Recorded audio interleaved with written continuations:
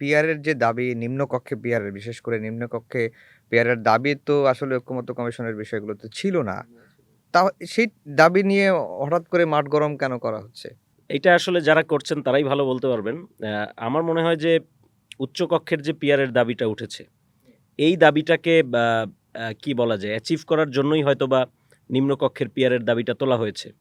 অনেকে বলছেন নিম্নকক্ষের পিয়ারের এই দাবিটা এমনিতে আপনি বাংলাদেশের প্রেক্ষাপটে যদি দেখেন নিম্নকক্ষের পিয়ারের দাবিটা খুবই কি বলা যায় এটাকে? খুবই অবাস্তব। বাস্তবসম্মত কোনো দাবি না, অযৌক্তিক দাবি। ফলে এরকম একটা দাবি হঠাৎ করে মাঠে নিয়ে আসা, এটা আমার কাছে মনে হয় যে একদিকে উচ্চকক্ষের যে পিয়ার সেটাকে অ্যাচিভ করার একটা বার্গেইন চিপ হিসেবে এটাকে ইউজ করা হচ্ছে।